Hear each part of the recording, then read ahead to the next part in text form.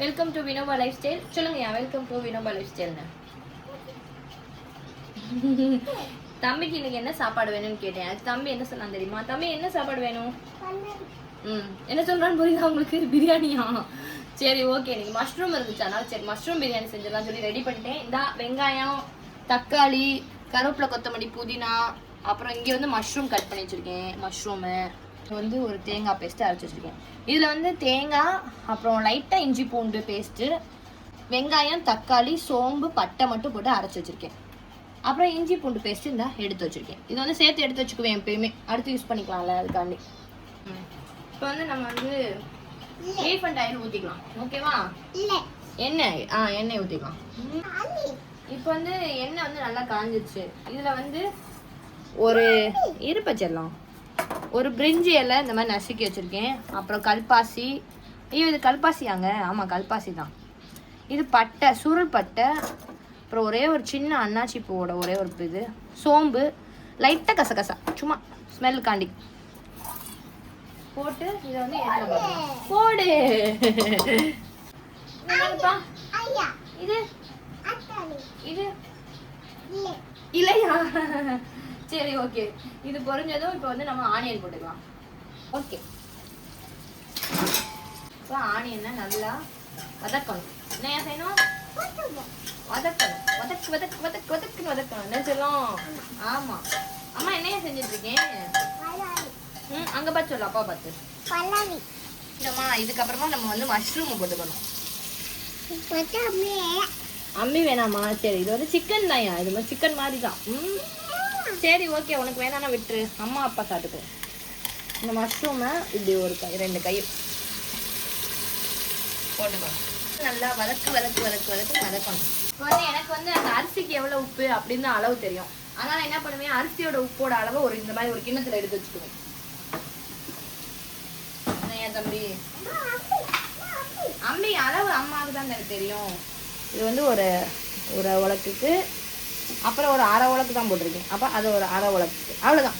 இதுதான் உப்பு. ஓகேயா தம்பி? இப்போ இந்த அளவுல இருந்து எடுத்து இந்த ஆனியனுக்கும் மஷ்ரூமுக்கும் போடுவேன். இப்போ வந்து தம்பி போடுவோம். போதும் போதும், கையை தொடச்சிக்கோங்க. தக்காளி போடலாமா ஐயா தம்பி?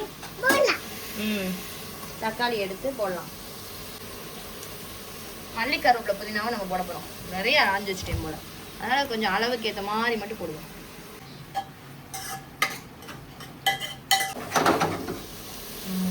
இப்போ வெங்காயம், தக்காளி, மஷ்ரூமு, கொத்தமல்லி, கருவேப்பிலை, புதினா எல்லாமே சூப்பராக வதங்கிடுச்சு. இந்த ஸ்டேஜில் நம்ம வந்து இஞ்சி பூண்டு பேஸ்ட் போடுறோம். ஆல்ரெடி நம்ம வந்து தேங்காய் பேஸ்ட் அரைக்கும் போது கொஞ்சம் இஞ்சி பூண்டு சேர்த்துருக்கேன். அதனால் இப்போ வந்து அதுக்கு ஏற்ற மாதிரி அளவு 1 ஸ்பூன் 2 ஸ்பூன் இன்னும் கொஞ்சம் இஞ்சி பூண்டு பேஸ்ட், அவ்வளோதான். இப்போ இந்த இஞ்சி பூண்டு பேஸ்ட் வந்து நல்லா வதங்கி அதனுடைய பச்சை வாசம்லாம் போன பிறகு லைட்டாக கொஞ்சோண்டு தயிர், ஒரே 1 ஸ்பூன் மட்டும் தயிர் சேர்த்துக்கலாம். இது வந்து வேணும்னா போட்டுக்கலாம், தேவைன்னா விட்டுடலாம். இது வந்து ஒரு ஆப்ஷனல் பேஸ்ட்டு தான். கொஞ்சம் வந்து திக்னஸாக இருக்கும் பிரியாணி, அதுக்காண்டி. தேங்காய், இஞ்சி பூண்டு, தக்காளி, வெங்காயம், பட்டை, லைட்டாக சோம்பு மட்டும் போட்டிருக்கேன். இந்த பேஸ்ட்டு முடிஞ்சா ஊற்றலாம், இல்லைன்னா ஒன்றும் பிரச்சனை இல்லை, இருக்கிறத வச்சு பண்ணலாம் பிரியாணி. ஒன்றுமே இல்லைன்னா கூட பிரியாணி பண்ணலாம். வெறும் வெங்காயம், தக்காளி, பட்டை, இஞ்சி பூண்டு மட்டும் இருந்தால் கூட போதும். அதை வச்சும் பிரியாணி பண்ணுவோம் நாங்கள். இன்னைக்கு ஏதோ மஷ்ரூம் வாங்கினதுனால சரி ஓகே மஷ்ரூம் பிரியாணி, இல்லைன்னா இருக்கிறத வச்சு நம்ம பிரியாணி பண்ணிக்கலாம். இப்போ இந்த தேங்காய் பேஸ்ட்டு போட்டோட ஒரு திக்னஸ் கிடைச்சிடும். சூண்டு வந்து காஷ்மீர் மிளகாத்தூள் வந்து இது வந்து உரப்பு இருக்காது, ஆனால் சும்மா லைட்டாக கலருக்காக லைட்டாக மட்டும் காஷ்மீர் பொடி போட்டுக்கலாம். அப்புறம் வந்து பிரியாணி மசாலா, நான் வந்து ஆச்சி பிரியாணி மசாலா தான் மோஸ்ட்லி யூஸ் பண்ணுவேன். அதான் வந்து உரப்பு இருக்காது தம்பிக்கு அப்படின்றதுனால. இது மட்டும் ஒரு ஸ்பூன் அளவு போட்டுக்கலாம். இப்போ அரிசி போட போகிறேன். தண்ணி ஊற்றுறதுக்கு முன்னாடி அரிசி போட்டுடணும். ஏன்னா அப்போ தான் அந்த மசாலாவும் இந்த அரிசியும் வந்து நல்லா மிக்ஸ் ஆகிருக்குமா, நம்ம ஓப்பன் பண்ணும்போது கரெக்டாக இருக்கும். அரிசி போட்டோமா, இப்போ வந்து இது லைட்டாக அப்படியே கிண்டி விடணும். இதுக்கு வந்து பாஸ்மதி ரைஸ் போடலாம், ஜீரக சம்பா ரைஸும் போடலாம். நான் வந்து சும்மா நார்மல் வீட்டில் சாப்பிடுவோம்ல அரிசி, புழுங்கல் அரிசி, அதான் போட்டிருக்கேன். இப்போ வந்து நான் வந்து 1.5 உலக்கு அரிசி போட்டிருக்கேன். அப்போ வந்து 3 உலக்கு தண்ணி ஊற்றணும், அப்படியே டபுளாக. 1 2 3 மிளகு இப்போ ஊற்றிட்டேன்னா இப்போ வந்து கரெக்டாக இருக்கணும். 2 விசிலில் வந்து இது அப்படியே எடுத்துட்டோம்னா கரெக்டாக இருக்கும் நம்ம சாப்பிட்டு. இப்போ நான் அளவு உப்பு எடுத்து வச்சிருக்கேன்ல, அதில் மீதி இருக்க உப்பு வந்து இதில் போட்டுடணும். மறந்துடக்கூடாது, உப்பு போடலாம். மூடி வச்சுட்டு 2 விசில் தான். கமகமன்னு இப்போ வந்து மஷ்ரூம் பிரியாணி ரெடி ஆயிடும். மூடி வச்சுட்டு ஆவி வரலாம் தேவையில்லை. வெயிட்டை போட்டுவிட்டு 2 விசில்.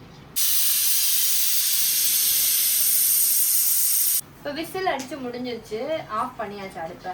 இந்த தம் வந்து ஒரு 5 நிமிஷம் இருந்துட்டு அதுக்கப்புறம் ஓப்பன் பண்ணலாம். நல்லா சூப்பராக ரெடி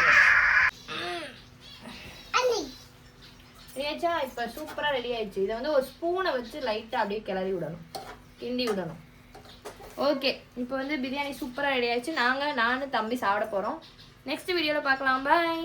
வீடியோ பிடிச்சிருந்தா லைக் பண்ணுங்கள், சப்ஸ்கிரைப் பண்ணுங்கள், மறந்துடாம உங்கள் ஃப்ரெண்ட்ஸ்க்கும் ஷேர் பண்ணுங்கள். ஓகே தம்பி பாய் சொல்லுங்கள். யாச்செல்லாம் ஐயோ இப்படி சொல்லக்கூடாது செல்லம், இப்படி மட்டும் தான் சொல்லணும். லைக் பண்ணுங்க சொல்லுங்க, ஷேர் பண்ணுங்க, சப்ஸ்கிரைப் பண்ணுங்க. Vinoba life style.